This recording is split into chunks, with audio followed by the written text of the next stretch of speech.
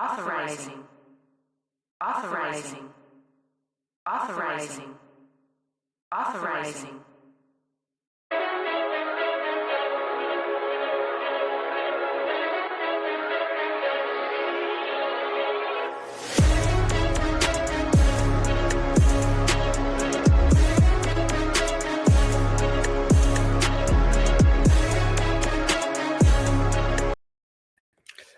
What is up, everybody? Thank you for tuning in for episode 16 of Pinstripes Uncensored. Wow, episode 16. 16.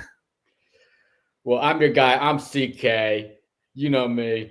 That's my guy, Anthony, king of the pinstripes. Pins on his head sometimes, always at the stadium. Yankee gear repping, always. Mr. Lucky Fist Pump. You know what it is. Anthony, talk to people. Let's go. Episode 16. Very hype. Different location of episode 16. Very happy. Nice, beautiful, sunny day here in Miami. Can't wait. Let's get things started. So the trade deadline is come and go and made a lot of moves. A lot.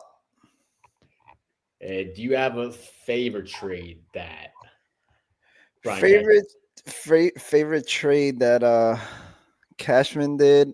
Mm-hmm. I say third base. Getting Ryan McMahon. I don't call him McCann anymore. I kept calling him that. I was getting confused, I but you. yeah, you had to correct me a few times. Yeah.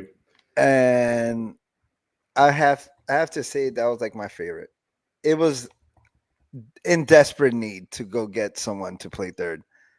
Which one was your favorite?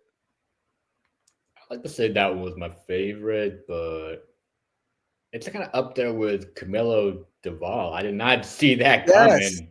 Okay, that's my second favorite. Okay. I did not see that coming, and I'm sorry we had to give up your guy Everson, but I know. Camilo is nasty. Oh my god, Mike Harkey's gonna have a field day with him. Oh my god. I'm gonna say this real quick. I wasn't too happy. Like, I get it. We have to give up a lot to get the pieces that we need, right? We didn't really give up a lot at all when you come to think about it. It was a lot. It was. I didn't expect this from like Cashman. He doesn't really do this type of deals, really. Like, we're more of prospect huggers, and it sucks to see three guys that I do know and get traded from the organization. It sucks. It's a business, and every business pretty much it sucks. It comes with a price, but if I have to put my, let's say, my emotions to the side, I give Cashman a B plus. And like I told you, B plus because we didn't get a starter.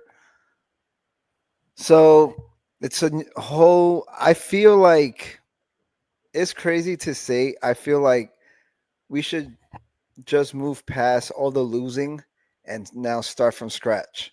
We got everything that we needed. Let's pretend the record is 0-0 and let's just get to work. I think the losing has passed. We swept the Rays, and without Aaron Judge too. I wasn't expecting that. I was not either. I wasn't expecting that. I was expecting for us to lose the series or get swept. Get swept? Yes, and that's being honest. The way we were looking with Judge, I was like, damn, imagine without him. Hey, the bats came through. Ben Rice hit a home run. John Carlos Stanton brushing the ball too. You said Ben Rice and Stanton. There's one guy that's been killing it. He's been playing with passion, with fire, energy. There's two names, but I'm gonna go with the bigger name, Who you got? Cody Bellinger. Cody Bellinger. Well, Cody Bellinger. And you know how I always said who I wanted, well, who I want still. Do you go get Kyle Tucker when he becomes a free agent, or will you keep Cody Bellinger? I think keep Cody Bellinger, 100%. But then again, we don't know what's gonna happen at first base. I think it's pretty clear they want Well, Wells to be. Not, I'm sorry, not Austin Wells. They want Ben Rice to be a catcher. So if they don't get a first base, I do think if if Cody's gonna opt out because he's got to test the market after the year he's having, and if they bring up Spencer Jones, which we think they will, at the crowd outfield with Spencer Jones, Jason, and Aaron Judge, I think Cody could move over to first base, which he has experience playing. damn. So there's a chance for my guy. That's what you're telling me? There's a small chance, depending on what they think chance. about what happens to Spencer Jones. Well, that's the thing. You could include Kyle Tucker in there. You know, like I know Spencer Jones, Where does Jason Dominguez go then? I got Jason Dominguez thing to tell you too. You know where this is going. You know where this is going. yeah, the catch. The catch and who made it? Jason Dominguez. And who can't make that catch? O'Neal Cruz. Oh shit! Yeah. No, that's the thing. I was just giving my own trade scenario from my crazy brain of mine. And you said you were right all the time, and you were wrong about that. Yeah. Trading away the Martian. What? Come on. Yep. All right, so let's just wait. I guess we just wait. Or are we just gonna say we have a special guest? We should do that because it's gonna be in the title. Both people see that. All right. No, yeah, but it's gonna say it on there. If you want to just say that part, I could just clip wherever we ended and then that together and then just wait. So as you can see, go right now. Yeah. So as you can see on the title, those watching on YouTube or Spotify, we have a pretty special guest. Our first MLB player, or a Yankee fan favorite, still to this day too. And we're excited to bring him on. Yep, can't wait for him to jump on. All right. Hit it. So we got a 2009 World Series champ, arguably the most dominant relief pitcher to come from the Yankees farm system. One of the best relief pitchers during the 2000 era, Mr. Joba Chamberlain. Welcome to Pinstripes Uncensored. What's up, fellas? What's up, man? Another nice day in paradise. having you. Nice having you on. Thank you so much for everything. I appreciate you always. So before we begin the show, I gotta show you something. You're actually gonna like it. So I got a green Yankees shirt. Turn that. Whew. That's what's up. Yep. Okay. Is that one of the the St. Patrick ones or whatever? Yes, sir. My parents gave it to me back in 2008, going to my senior of high school. Kept it all these years. That's sick. That's awesome. Yeah, glad you like it. Surprised it made it this far. I can take good care of this thing. You have to wear it, man. It's good luck. Well, let's hope this next 50 games is good luck. All right, so let's get right into it. So you was born and raised in Nebraska, right? Yep. How was that like, coming from Nebraska to New York, having like a culture shock? Like, was it tough for you, or was it just, you adapted like super quick?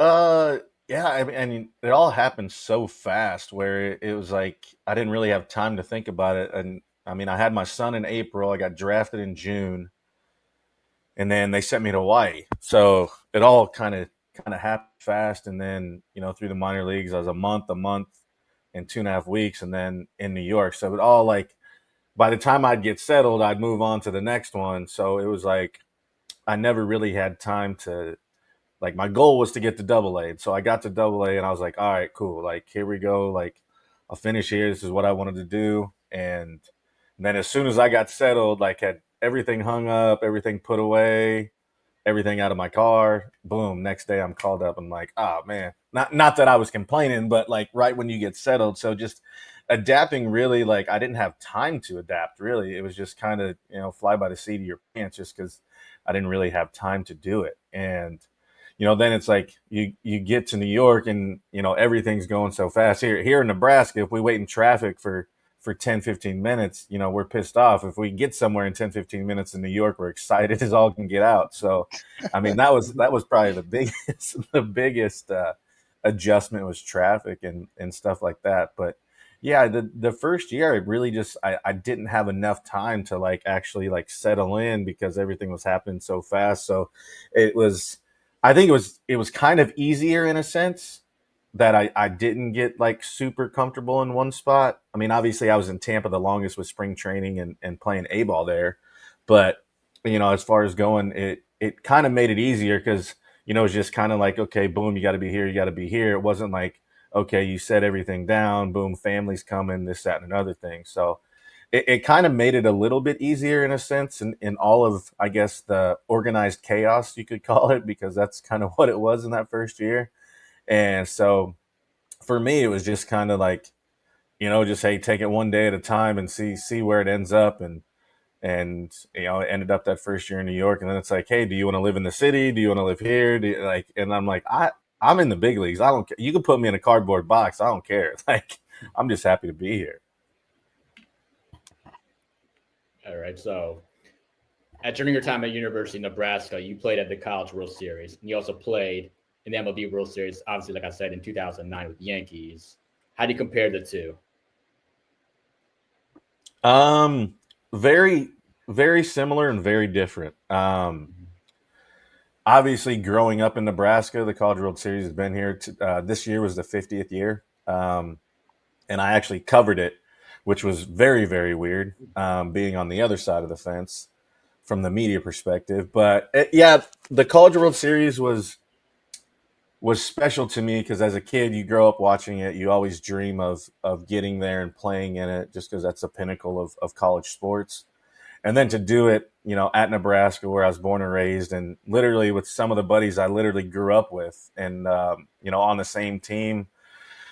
Some rival high school guys, we played travel ball together, and then guys that we just, throughout the state that, we played against. So, that was really cool to share the moments with those guys. And Alex Gordon is a guy I grew up with and played with since I was 7 years old, with and against. So, be able to do that with him. And then obviously being able to join the Royals in 15 when they won and to do it with him too was pretty cool. So, that was just a different dynamic of, being born and raised here. And, we had people lined up on the streets, and, that was a big deal back then for, us teenagers. And then you get to New York and have a parade there, and there ain't nothing like that. I can tell you that much right now. And winning in New York is, I would say, it's like, you think about high school, like the College World Series here and everything. That was like freshman ball when you win with the Yankees, man. That's like varsity. So it was cool to do both. It was awesome to experience both of those dynamics in college and in the big leagues. And it's just, seeing that many people on the streets in New York was crazy. Like, I still think about it to this day, and like how crazy it was, and just the amount of people and the support, and not knowing like what to expect. Like, you see them on TV, but you don't really know if it's that crazy because you just see all the people. But then when you actually get to it, and it was something I'll never forget. My son won't forget it either. He was on the float with me, and people were throwing stuff into the float. And I remember one specific time somebody threw like a roll of toilet paper. I was just going to tell you that. I don't know why we just love throwing toilet paper back and forth. Yeah, and somehow it got like somebody didn't have a good arm or something because it landed in ours. And my son didn't miss a beat, man. He picked it up and chucked it right back at y'all. It was one of the funniest things that stands out in my mind, where he just saw it, like he just saw it rolling around, and he just went back and grabbed it and just chucked it, and then it started going back and forth again. And it's cool. Like, my son is now a sophomore in college playing baseball, and they'll still talk about stories of winning the World Series and being in the clubhouse, and being on the float. And my son got sprayed with champagne at that celebration, and he still, to this day, as 19 years old, he still hates champagne to this day. I was like, hey, when you celebrate, you'll have a better understanding and appreciation of it, but yeah, you'll probably still hate it at the end of it. I'm just laughing because in my head I'm like, I hope that was not me. I do have a great arm, so I know that wasn't me. So I was going back and forth with the toilet paper because it was just one of those things that we Well, did. did you hear I the story too? What happened? People running out of like confetti and stuff. So people in office buildings were just grabbing files with like people's Yes, social security numbers and stuff and yes. ripping them up and throwing them out. I was like, I, what? I I was like, did this is hear that. crazy. This is I don't know crazy. if that's true or not. I did hear it. I think it's true because Wouldn't surprise me. my opinion, New Yorkers were crazy. We will rip up anything, just throw it just to celebrate.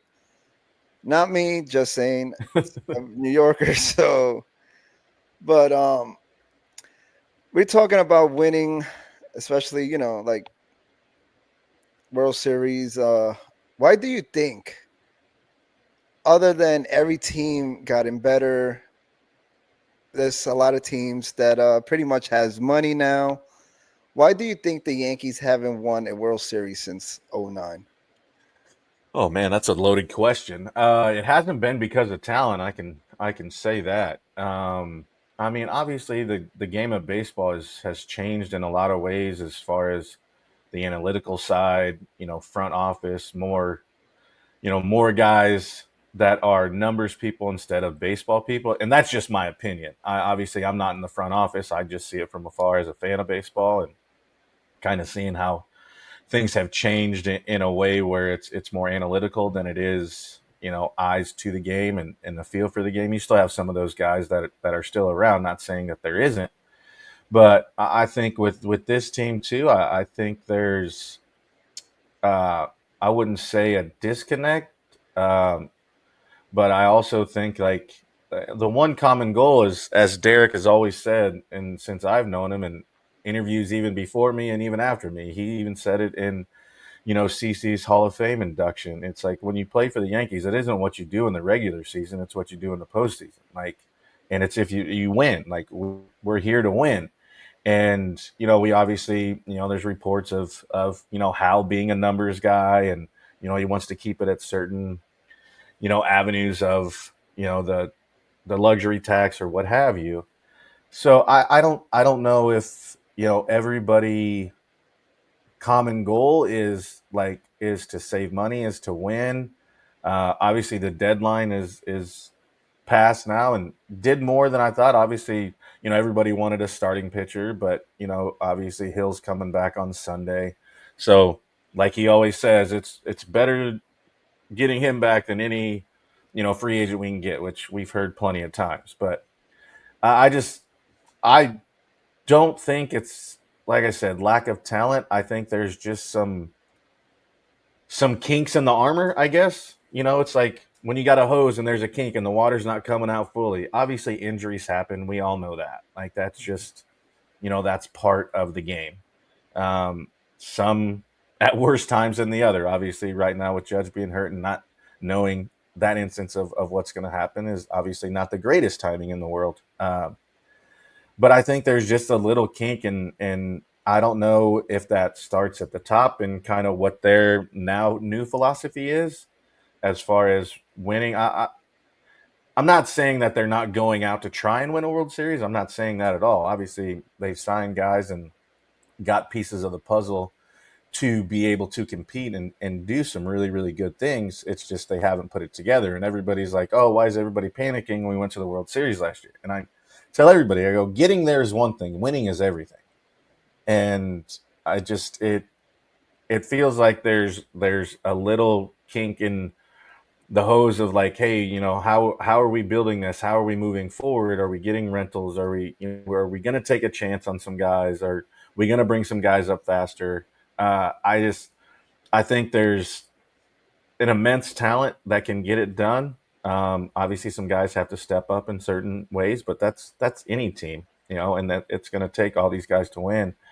But I just think you got to find a common denominator of, okay, we've got to get something to give something, we got to give something to get something, and you got to find where the give and get is at. And I don't know if you know, the front office takes a step back, some guys take a step forward, you know, as far as like Judge and Cole and those guys. But I just think there's too much talent to go 15 years to not. And I'm not saying it's easy to win a World Series. I'm not saying that whatsoever.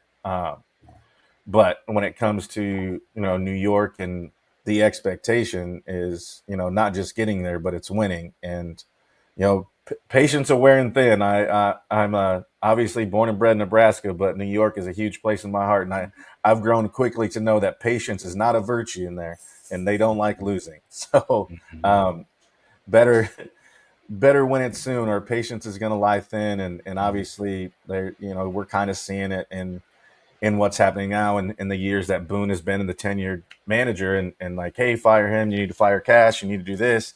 Is that the right answer? I don't know if that is the right answer. There's always an scapegoat somewhere, right? I was gonna ask you that. So I know you hear it. It's always Boone and Cashman, right? Do you think Cashman is doing a great job, or he should be doing a lot more? Uh, I I think a little bit of both. I mean, obviously, we got in. You think about this position that at the deadline, trying to find pieces of the puzzle at the deadline. Well, you had opportunities to do it during the offseason. Why didn't you do it then? And now you go make moves that fit the pieces of the puzzle right now at the deadline, when you could have made some of these where these holes weren't so glaring during the season, you could have done during the offseason. So I think it's a little bit of both. I think obviously Hal's never fired anybody, so I don't know if he's not comfortable with that, or I'm not in the front office, so I don't know. But So now, speaking of how, is he doing a great job? Because it uh, all starts from on. My opinion, it starts from on top, middle, bottom, right? yeah, and that's why I said, like, there's that chain of command. Like, there's a kink here, and like, it's like, just as much as Hal needs to be involved, so does Judge, and everything in between. Like, you all got to be. We're not playing tug of war with each other. We all need to be on the same side of that rope. You know what I'm saying? And so, if we're playing tug of war on how we see things, then, you know, we're just battling each other. If we're all on one side, then more than likely we're going to be on the winning end of things. And that's where I think. I mean, and like I said, you know, Hal's come out and said he is a numbers guy. That's kind of the way he does things. I I think it does start from the top, and just authenticity and organic in conversation, and how the rapport is. And like I said, I'm not there, so I don't know. And I know when I played, and the guys that we had, it was completely different because they had been there forever. I was the young guy, and I saw from them and how they, you know, handled things. And there were times where, you know, it didn't get handled the right way. And I mean, I'll use Mo as an example because it's not a secret. He told him, he's like, hey, let this done in spring training. I don't want to talk about it. And then they tried to offer him at the All-Star break, and he got pissed off. It's like, so there's certain things that happen over the course of a tenured, you know, GM, and obviously Steinbrenner's being the owners. Obviously, would have George handled things differently? Yeah, 100%. To say it was right or wrong, no, but George was George, and he was going to do it his way. Is Hal that way? No. Do I think he's doing a good job? He's never going to lose money. Let's put it that way. You know, he's always going to put a product on the field that, you know, is going to have a name. Obviously, when you run Aaron Judge out there every day, you're gonna have butts and seats. So, and then you do the things you need to do. Is he doing enough to get to the pinnacle to win? Like, is you gonna give up some stuff and give some sacrifices away? Yeah. I mean, we didn't give up a bunch. Flo was obviously a great catcher. At a AAA, Rock and AA, we gave up. So I mean, we gave up some guys. I'm not saying everybody's going to look at George and Jonesy and those guys and be like, oh, we didn't give up them, but we still gave up some guys. And so there's a little bit of that. Can we always do better? Yeah, I think we always can, but therein lies us not being there, understanding and just seeing from afar of really kind of what the end goal is. Is it just to compete, or is it to, hey, let's put our nuts on the line, we're going to win this thing, So I don't really know where he stands on that. I know where the players are and how they feel. Like, it sucks getting there. Like, I would rather not make the playoffs than get to the World Series and lose. Like, that's like kissing your sister. Like, that nobody wants to do that. All right, CK. All right, so you mentioned that you played with legends like Mariano, Jeter, A-Rod, CC.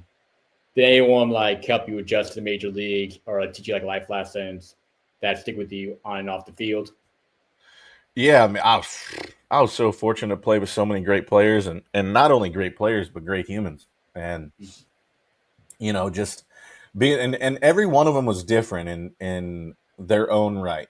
Some were more upfront, some were put your arm around you and get you on your own space. So it was really really interesting to be able to see the dynamic of a clubhouse with so many different personalities. Like, obviously we've all been on teams where you have the quiet kid, you have the loud one. Like, there's always those different dynamics of a team. But then when you get to the pinnacle of your sport and you see all these guys, and I'm a fan of baseball before I was fortunate enough to play it for so long, and I'm still a fan, obviously. So it's like you come in, it's like you watch these guys play when you were a kid, and now you're sharing the locker room, and it's just kind of, I was never taken back just because I was like, this is cool. Like, I'm just a kid living out a dream to be able to play the game that I've always loved since I could remember, and it just so happens to be with some really really good people,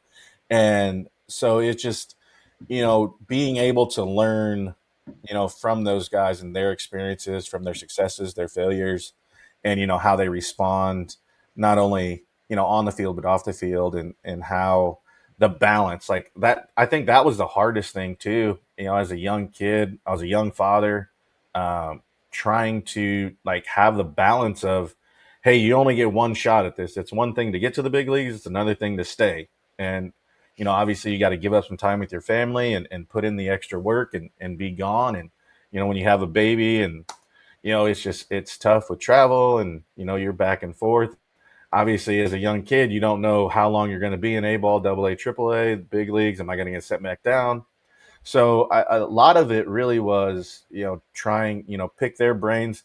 I was annoying. I'll be the first person to admit it. Like, I asked so many stupid questions, and they're probably like, this kid's an idiot. Like, and they didn't know me because I didn't go to spring training. So now, like, when you have younger kids that are prospects, they bring them up to spring training. So guys have an idea of their personality, of who they are, and it makes it a little bit easier if they feel like that's a guy that's going to help them during the season.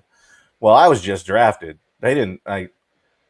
Alex thought I was from Africa. Mo thought I was from Alaska, not Nebraska. So, I'm coming into all this, and I'm just like, well, all right, here I am, guys. Like, hey, nice to meet you. So, it was just trying to pick their brain. I mean, Moose was annoyed by me because I'd always ask him, about his tractors, or he'd always do his crossword and pen. I wasn't that smart. Sorry. I need pencil because I'm erasing. And so it was just trying to get all of those different personalities to learn like how to balance this whole thing. And I don't think you ever fully figure it out because, there's bumps in the road and all things happen. But yeah, that was the coolest thing, is being able to pick those guys' brains, not only about the game of baseball, but the game of life too. Okay. So I don't know if you heard about me. I'm a big Luke Weaver fan. That's my favorite current Yankee on the team. Like, what's your analysis of him, you being a dominant relief pitcher? I mean, he attacks. He's got a little red ass in him. I like it. Stuff plays. It's just hard sometimes too. Like, he obviously took over and fell into, that role and was very successful at the back end of it. And, not every year is perfect. We know that. And, you bring in a guy like Devin Williams, and now technically we got 4 closers now. So it's tough sometimes when you feel like you've done enough to earn that role and then not necessarily get kicked out of it, because I don't think he was necessarily kicked out of it. But, to now have, obviously you want great arms in the pen, no matter who it is.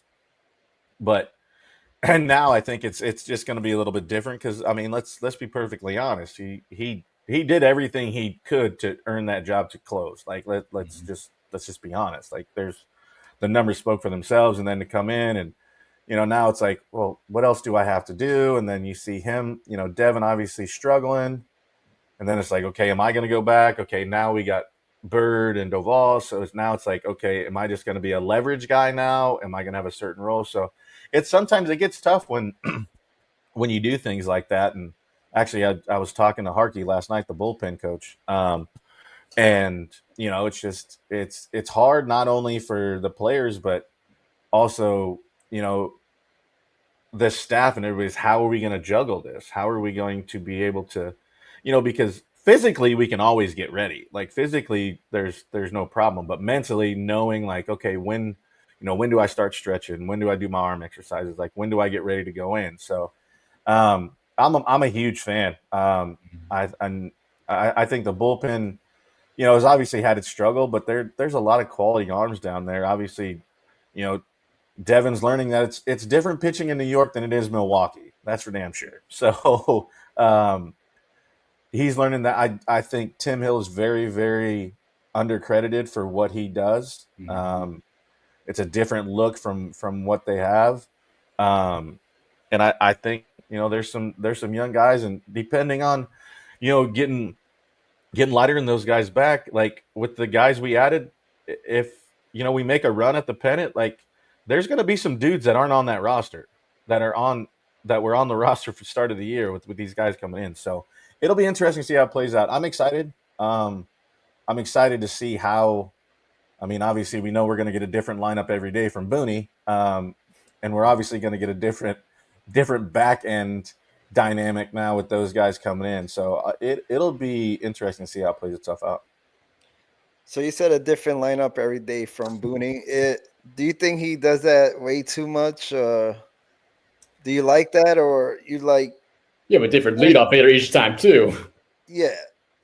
What do you think, Boone, as a manager? Because you hear it, people kill him for it. Would you like to play for someone like Aaron Boone? I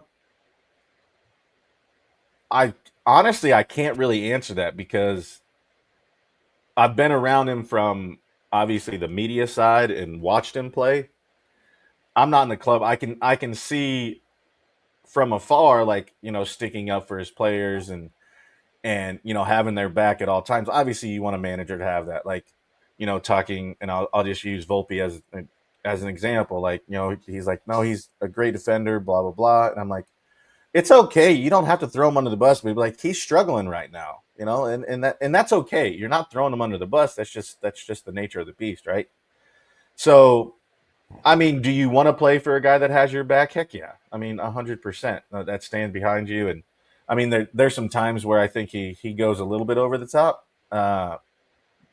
But that's just kind of his nature. When you're a baseball guy, that's just, I mean, he woke up and bred baseball. So, yeah, I don't think he's, I mean, obviously you look at his record, it speaks for itself, but really when it comes down to it, he's not the one out there playing the game. And truly, do we know, is he the one making the lineup? Don't know that answer either. So, and I proposed this question on X, Twitter, whatever you guys want to call it. And I think at the time that I presented the question, I think it was a week or two ago, it was like 87 different lineups or something like that. And it wasn't even the most in baseball. And then, of course, you got all the stat guys and girls that come in, and it's like, oh, this is how many you guys used in 2009, and so on and so forth. So it happens, but I think it's just when it's not working, it's glaringly more obvious. But if you look at it a lot around the league, there's a lot of, and I'm not saying like the entire lineup is completely different. Like, maybe he went from 5th to 7th. Like, there's subtle changes, but that technically counts as a lineup change. There's been a lot of like not just moving in from 5th to 7th and everybody else stayed the same. There's been like, okay, you're hitting first, now you're hitting 6th, now you're hitting 2nd. Now, yeah. So other than Judge, he's kind of the only one that really, which, I mean, if he says he wants to hit first, you let him hit first. If he wants to hit 5th, you let him hit 5th. He can kind of do whatever he wants. So other than that, it's kind of just, it's been all over the place. And you try to find something that works. I didn't mind Dominguez in the leadoff spot. He's actually done pretty well. Good. He is a circus in left field, though. He did make a great catch the other day, but still, he is a circus. But yeah, so I think you, in a lot of the talk that I've heard and have seen personally, is when somebody gets hot, it's like they have to get a day. If they're like their last 4 for 7 or whatever, then they get a day, or they move them down. I'm not a big proponent of that, because it's like, hey, let's ride this while it's hot. Unless he asks me for a day off and like, hey, I'm my ankle's barking, or my body, I just need a day. Then I'm like, I'm riding with you. Like, how do you feel? Like, you ready to go? Yeah, all right, we're putting you back in there. Let's ride. And then you go 0 for 3. All right, 0 for 4, a couple punch outs. Boom, let me get you out of here. Take a break. But you ride that while it's hot. So that's just me, and it maybe the analyticals may say something different, and that may be what they're going off of. So I honestly don't like that part of it that I've seen, pop up a few times. I wouldn't say a ton, but more enough to be talked about. Let's just put it that way. All right, so let's talk a little bit now about yourself. Joba rules. That was a national story. How did you really feel about all the media attention and how the Yankees pretty much manage your innings? Did you like it, Well, or I mean, at that point, did it piss you off? what was I gonna say? I was in the big leagues. There was nothing I could say. I mean, I'd only spent less than 3 months in the minor leagues, so I wasn't going to complain at all. And I didn't have enough service time. I didn't have enough tenure to even say anything, because it never been done before. So this was new to everybody. Not only was it new to me, it was new to Tori. It was new to, and then they came up with it. I honestly, like, to this day, somebody asked me this the other day, and all the years that I've been asked this question, this is the one time that I actually didn't have an answer, and I wasn't BSing, I wasn't lying. They're like, who came up with this? And I go, honestly, I have no idea. I know it was because of the way Tori managed a bullpen. Like, I knew that was kind of the gist of how this started, because I had never thrown out of the bullpen. I'd only started my whole life. And so I was like, okay. And then they're like, yeah, we're gonna do something with you. And I'm like, I don't know what that means, but okay. Like, if I'm in the big leagues, cool. I don't care. I just didn't know what it was. And then everybody was kind of the whole group. I think it was Cash, Nardi Contreras, who was our pitching coordinator, Mark Newman, who was our player coordinator, Tori, and somebody brought me in the room and they're like, hey, this is what we're gonna do. It's like, hey, if you pitch 1 inning, you're gonna get 1 day off. If you pitch 2 innings, you get 2 days off. And I was like, oh, I mean, at that point, what am I gonna say? Like, no, I don't want to do that. I want to pitch every day. Like, I don't, I didn't have a leg to stand on. I'm sitting in the office in Yankee Stadium. I'm like, sure, whatever you want me to do. You want me to fold towels? Sure, I'll fold towels. I don't care. So yeah, I honestly, to this day, I don't know whose final decision that really was. And all these years that I've been asked it, I don't know that answer. I mean, maybe one day I'll get it. But as far as the rules go, yeah, I mean, I get why they did it.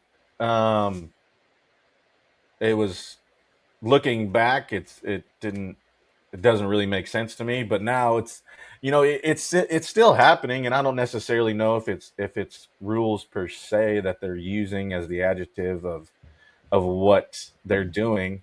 But it's been talked about with Cam moving to the pen and giving 2 or 3 innings, and what are they going to do with Mizorowski from Milwaukee? Like, so there are parts of it that are still in the game, I guess, just not as elaborate, I guess, as mine were.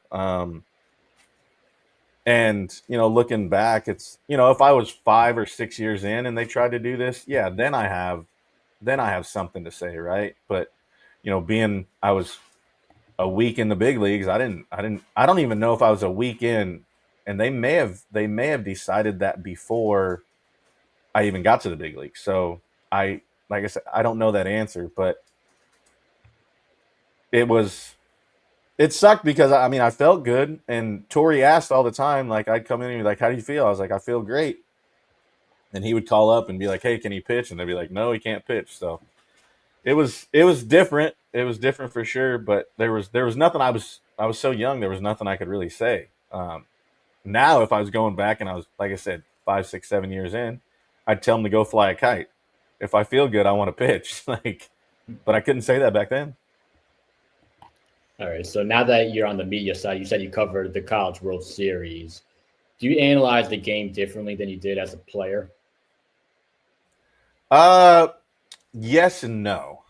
Um, yes, because I see it like as a whole. Like when you're playing, like you're stuck in that moment, right?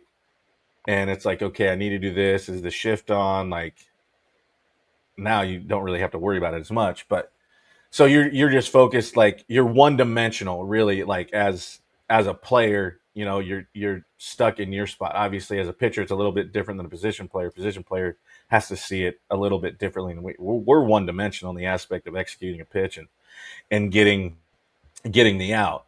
Now from the media side, now you're looking at the whole picture. Now it's like, okay, what do you do here in this situation? And it's definitely easier watching than being in the situation. It's easier to slow the game down, that's for sure.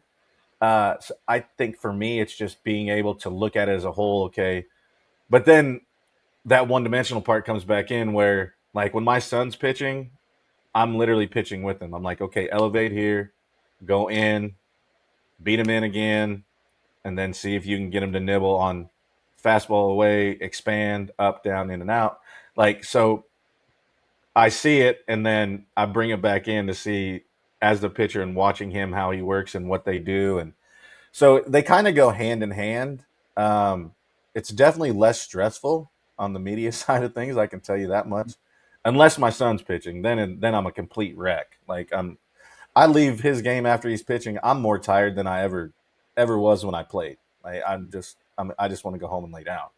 But yeah, it's the media side is fun because I know, like, when you're asking questions, like I've been asked every question imaginable, and I know, there's questions that sometimes you don't want to ask, but you kind of have to. And I always, when I talk to kids and guys that are moving on to college, and now that it's the media is so much more prevalent in college baseball as far as being on TV, more coverage, and all the other things. And I'm like, hey, if somebody wants to come talk to you, man, just whether you had a good game or a bad game, I go, be respectful, they're doing a job.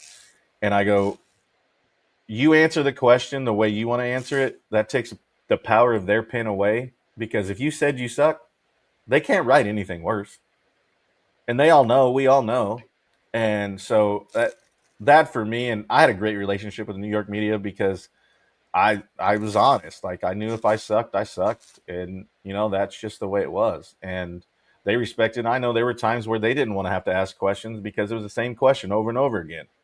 And I was like, hey man, you guys got to do a job. You got to put food on the table and feed your family. Like, I'm not. Yeah, I'm pissed at myself, but I can't be pissed at you and take it out on you guys. So maybe give me a couple minutes to cool down a little bit. But yeah, so I think I have a better understanding from the media side on how to, handle and take care and present questions where it's like, yeah, let's do this. And I usually try to keep it light, and make fun of something that happened, and then kind of go into different in-depth questions to where I can get I love getting personality first and foremost, because then that can go into the way they pitch and how they pitch, because some are very similar, some are polar opposites. So it's been fun, and I'm learning all the time, and that's why I love interacting with people on Twitter, X, whatever. I call them both, I guess. Let's go Just with be, Twitter. I do too. I do yeah, too. like What's X. I mean, I get it, but that's always Twitter to me. Yeah. And I love it because I get different perspectives from the way you guys see things, because I see things way different. Mhm. And so I really enjoy it, because now it's like if I present something and I'm like, hey, this is what I think about it.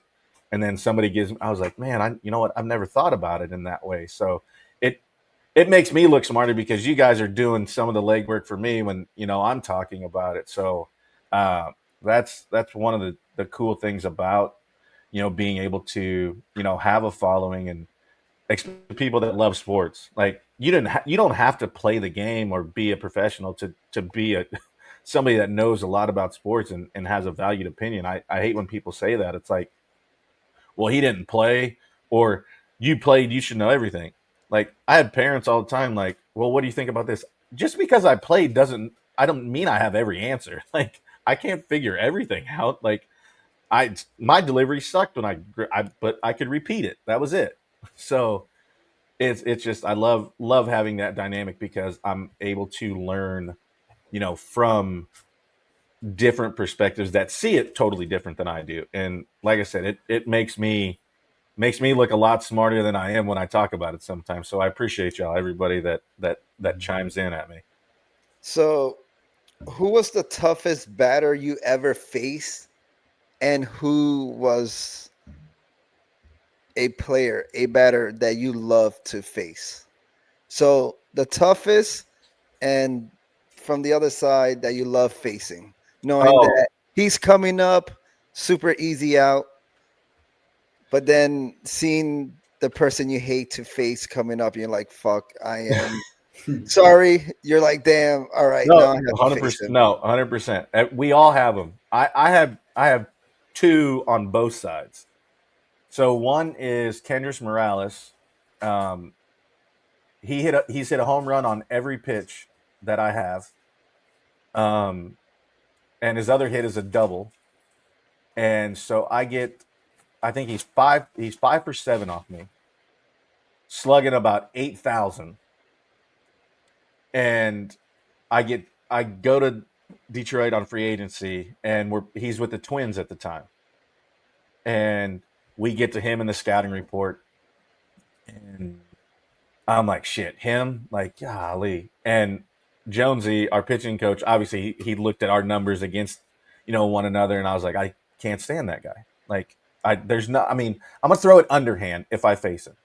And sure as shit, I face him that day, and it's a full count, and I'm like, and I look over in the dugout, and Jonesy's just smiling, and I'm like, I have to get him out. Like, I have to get him out. And so it's just fitting the way the game of baseball works. So I strike him out, but it's a drop third strike, and it gets to the backstop, and he gets on first base. I get out of the inning.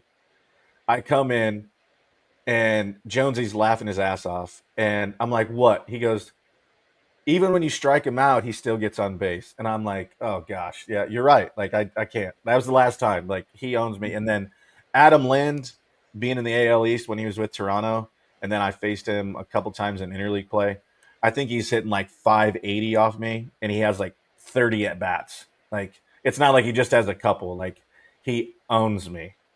Yeah, I got taken out one time, and it was Adam Lind coming up, and they're like, you knew it was a setup situation getting to Joe Nathan. I was with the Tigers, and Brad Osmus is like, you know why I took you out, right? I go, Adam Lind. He goes, okay, just checking to make sure you knew. I was like, yeah, no, of course I know. Like, we all know those guys for sure.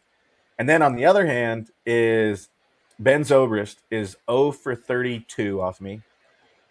I remember one time I was facing him in Oakland when he was with the A's, and I fall behind 3-0 and like didn't even panic because on the board it said he's like 0 for 29 against me at that point. And fastball 3-1, he ends up fouling out to the catcher.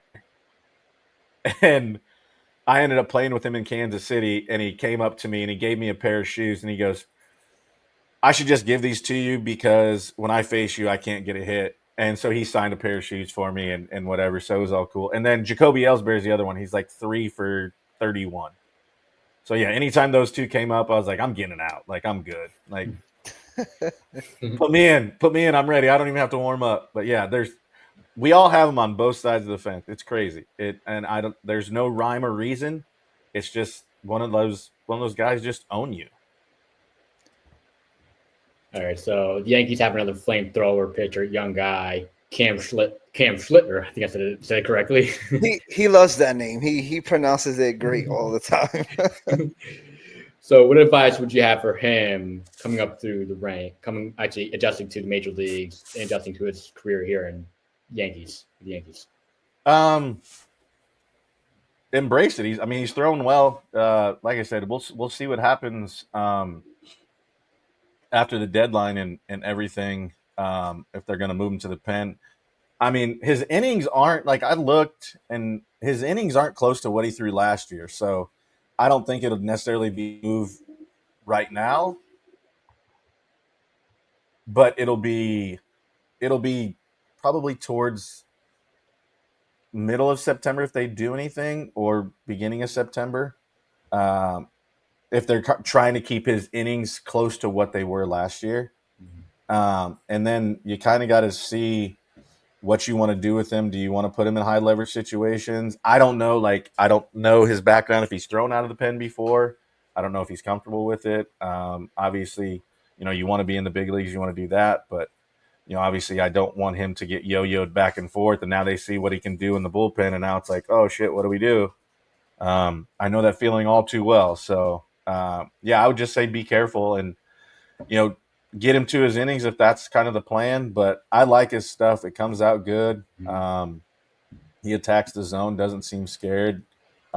Looks like he can slow the game down. It looks like it hasn't gotten too fast and too far ahead of him. So look forward to, seeing his growth and what he can do, big, tall frame and, being able to just, learn more and be able to refine what he's got now because he's got great stuff. You probably answer this a million times. You must be tired of it. The midges in Cleveland, I know you're tired of answering it probably. How was that like? Just pitching through like that storm of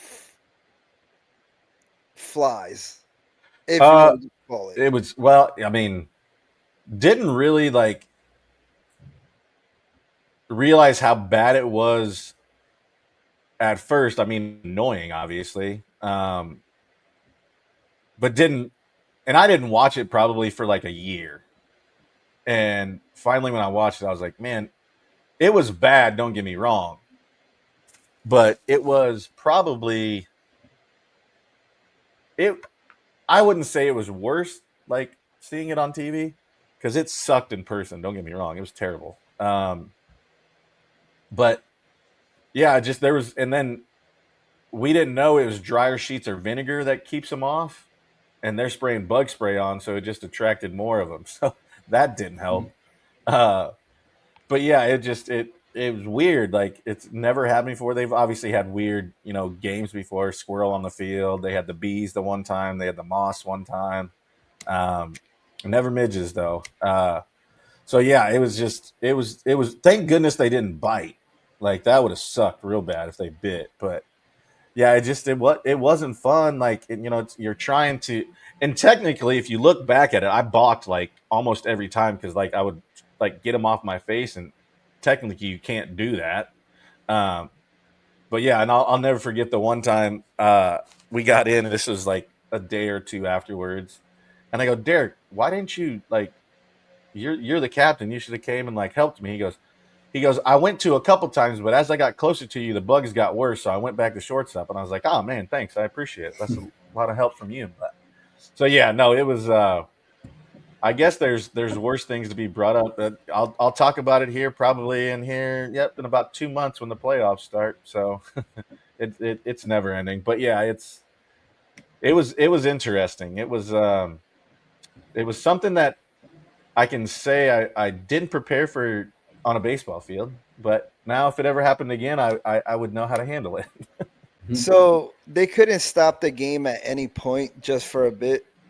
I mean, They had yeah, you could have.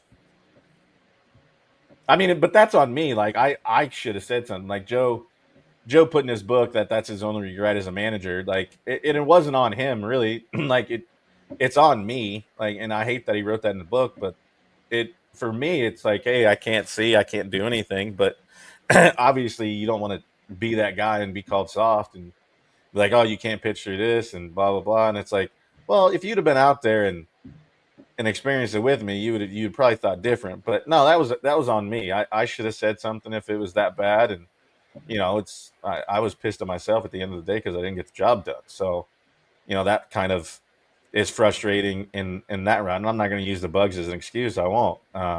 It's on me if it if I felt that it was. And yeah, it sucked. I mean, you see me waving them off my face and they're on my ears and in my ears and everywhere else. But yeah, it just nothing you can prepare for. And if I should have, I don't know. I don't know if that changes the outcome. I don't. We'll never know that. And I don't know if they go away or what happens. I'm not an entomologist, so I don't know how the bugs work. So it just it sucks at the end of the day. I didn't get my job done in that situation. You got any favorite stories that you want to tell on here from inside the clubhouse, Yankee clubhouse? Oh, yeah. I mean, there's a. That- I mean, I loved like always getting there early. We had like old school Nintendo games. Rain delays were always fun. I mean, not always fun, but just the camaraderie. I think more so than anything, probably. Just watching our kids grow up, and now seeing guys you play with in the Hall of Fame, and just the dinners and the conversation. Like, yeah, you're around your teammates more so than you are your family, really, and so they become an extended part of your family. And just those stories are great. Just sitting down and playing RBI baseball and Nintendo and sitting there and watching movies in the movie room and going out to eat when you get to whatever city it is. And that was the greatest thing. It's like when you're done, yeah, you miss the game because it's giving you so much, but you miss the guys and you miss the plane rides and just that time together and the camaraderie of it is. And you find it somewhere else, whether it's golf, whether it's coaching your kids, you find it somewhere else. But yeah, it's those clubhouse stories are good. Most of them we can't tell, so all the real good ones we can't tell. But it's something that's sacred, and being in that clubhouse is an honor and a privilege, and it's something I'll never forget. That's for sure. All right, Speaking of CK, speaking of clubhouse, which Yankee teammate had the weirdest pregame ritual?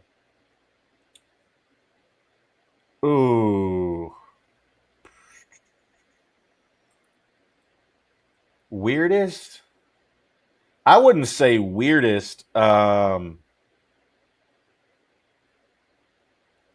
Probably there really nobody was super weird. I'm gonna Ichiro. I mean, he would limp roll in front of his locker, then put a towel down, then stretch. And he was so calculated. Like I sat right across from him, and I would literally just sit in my chair like I was a little kid watching Saturday morning cartoons and just watch him because it was meticulous. Like it was unbelievable. I saw him the first when he got over because we got him in Seattle. When we were in Seattle, he just crossed over to the other dugout, and then we got home and he's got 1,900 boxes at his locker, and he's sitting in his chair, and then he starts, and I'm like, I looked at Cece and I'm like, did he just lint roll the floor in front of his locker? He goes, I think. And I was like, where's this going? Like, what is he doing? And then he lays a towel down and stretches, and every day, same time. And I was just, he was impressive. He was impressed. I mean, obviously numbers speak for himself, but the way he went about his business was super impressive. You have to relive your playing days. You have one night in New York City. Where are you going? What are you ordering? And which teammates are you coming with you? Ooh.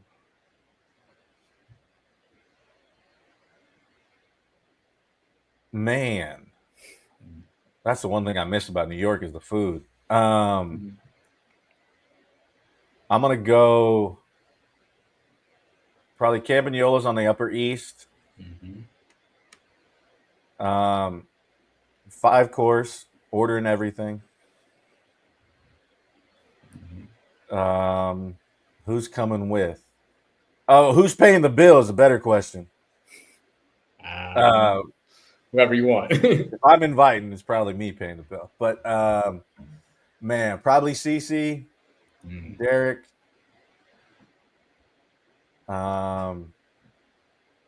Jason Giambi, and I'll go my man Ichiro. Okay, solid. I like that. You do like them? That conversation, you never know where that one would go. That would be an interesting roundtable for sure. That would be. All right. So your dad, you had a very strong bond with your dad. Your dad passed away. Well, like I was telling my partner here, CK, life goes by so quick. When did your dad pass away? Was it last year or the year? 4 months ago. Oh, it was 4 months. Mm-hmm. Yep. I thought it would was have been. Well, yeah, like the middle, second week of March. It was like his funeral was March 11th. okay. So I thought it was 4 months last year. ago. So it's been like recent. Okay. Yeah. I mean, he'd been sick, but yeah, no, he passed in March. So my dad and I, we had a very strong bond since little. He was like the greatest, for me, the greatest dad in the world. He's the reason why I'm a big time Yankee fan. Yankees for me is 24/7. It's nonstop. Think about it, go to games, watch games on TV. You were one of my favorites. You was my dad's favorite. And just us watching your dad, watching you pitch, we always talked about like the bond you two had. For anyone who lost a dad, I know yours is like very recent. You have any advice for just how to grieve? Man, everybody does it a little different. It hits you in different ways, and it's time helps. But there's always going to be those memories, and the one thing I can say is don't hide them, because because you're celebrating the man who he was, like, and it's watching my son and being able to, like, think about my dad watching me and doing those things, and just I got way more time with my dad than I thought I was going to get. So first of all, I'm grateful and thankful by that. But there's always going to be times that you're going to think about him. You're never not going to think about him. I mean, that's just the way it is. Does it get easier? Yeah, it does. Still not easy in some capacity. But yeah, it's just treasure the time you have, and the time that you do have, don't let a day go by where you don't tell them you love them, because you don't know when the last one's going to be. And just have those times, like, set a time. When Dad and I, we'd always do lunch once a week. I know some of our parents can be overbearing and annoying, so once a week lunch with Dad was plenty. Yeah, we got it all done then. But my dad said the same thing to me every night before he went to bed for 25 years. And I miss those things, but it's cherish them and love them, and don't take them for granted, because when it does go, you're gonna miss it. I miss the phone call. I miss being able to just shoot the shit with my dad. And I can now. He may not answer right away, but it's just cherish the moments, and just be thankful that you have the opportunity to tell him you love him, and be able to spend time with them, because as long as it was, I got 73 years and 38 and a half with me. Well, ones I remember. I don't remember all of them, but just cherish them and love them. And it's an honor and a blessing to be my dad's son and do the things that he did, and none of this would be possible without him. That's for sure. Okay, well, Yeah. this has been a really awesome interview. We appreciate you having on. We want a couple of our friends to have you on our show. Explain also how could people get a hold of you, where they find you, or any upcoming projects that you might having on. Yeah, no, I'm Joba_44 on Twitter. That's where I'm at 90% of the time. And then our show, we're on YouTube, Spotify, all that stuff on Job in the Mouth, and all our socials is Job in the Mouth. So I'm in one of those two spots. You can find me. I'm usually on there BSing about some baseball stuff, or what's your favorite food or something. So come join the fun. Never know what's going to happen, but appreciate you guys having me. Wow, I'm blown away. Are you blown away? I'm super blown away. Like, he is just Jabba is just so amazing. He's as you could tell, great guy. Stood on here longer than I thought. It was supposed to be like 30 minutes or less, so we won't Went take over up an his time. hour. Yeah. So I appreciate him so much. Thank you. And I'm gonna say thank you on here to NR Yeah, man. for making this happen. So NR, I appreciate you. Thank you so much for everything. And like you said, wow. That's all I have to. Wow. That was all. We just had Joba Chamberlain, a World Series champion, and a Yeah, Yankees fan favorite to this day. Wow, we did it. It's we all did thanks it. to you. It's all thanks to you guys, listeners, too. Yeah, like I said, uh, we just trying to get better because we really love this shit. We love talking about baseball. We're not doing this for anything else other than the love and the passion, and we're just fans first. You know.